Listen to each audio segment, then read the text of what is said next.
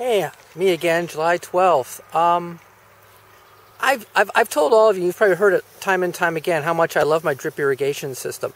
And I just cannot fathom trying to water this many trees without some sort of an installed enterprise watering system. There's just too many trees and we don't get enough predictable rainfall here. And driving around with a hose and it doesn't work.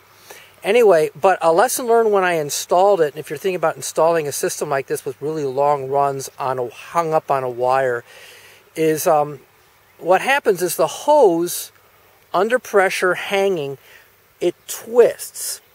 And all your emitters, which you carefully installed aiming down, are suddenly aiming sideways or aiming up, and it's really kind of stupid. Let me show you what stupid looks like. Okay, here's what stupid looks like. And I got a lot more like it. You also get sags in there. And my recommendation to mitigate this problem, I can't say it's going to get rid of it. I don't think standing it up on the Volgard is helping either. But I really like the way it keeps the Volgard from blowing away. Is when you hang your line the first time, don't put the emitters on it. Terminate it, do the bend at the end. This is what I mean by the bend at the end. You see, when you get down to the end, some of the twist isn't quite so pronounced, but there's the bend at the end. Pressurize the line, minding the manufacturer's instructions for how much pressure to put on it, because remember, you don't have flow going through it. And let it hang out in the sun for a day. Let it twist, let it sag, let it work out those kinks. Then release the pressure on it. Maybe leave the water in it, flooded, but without pressure in it. And then do it again the next day. Give it a chance to settle in. At the same time, looking for those sags, because these are the sags, if they trap water during the winter, can freeze and could split the line. You don't need that. So after you've done that work, then pop your emitters in. So that your emitters, you have a fairly good confidence that the line's not going to twist anymore, and the emitters will properly orientate the direction you want them to go. Mine drip down.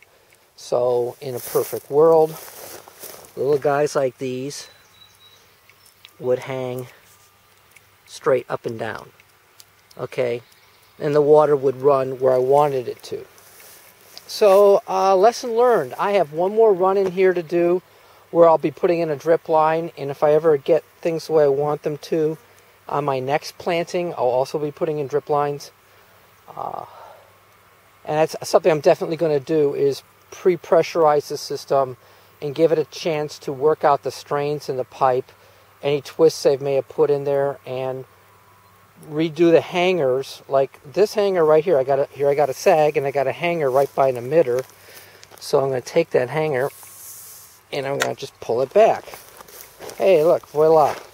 Now, I got a lot more hangers, too, so I'll probably start clipping in more hangers. You might ask, Al, why are you irrigating dry, cracked ground with nothing in it? There were trees there that died because of fire blight.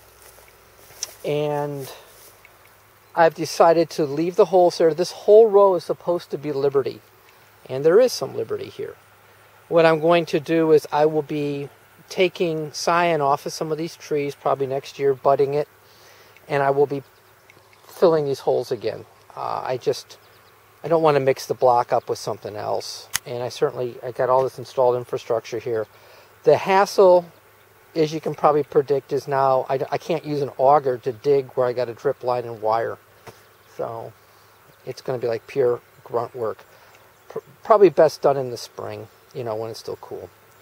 So again, pressurize your lines, let them work the kinks out, redo your hangers, take the pressure off, let them get warmed up, let the sun hit them, let that water warm up in them, let them relax to that natural state they're going to be under pressure, release it, do it again the next day, then release it, then put your emitters in. The other thing I can think of is under pressure, the lines also move. They go out and they come back a little bit. I have my emitters 1 foot apart, which would be 6 inches out from either side of the tree if they'd stayed where I put them. You might want to take that up to 18 inches for a little bit more latitude. That's totally up to you. Okay, that's it about drip line redux. Talk to you later. Bye.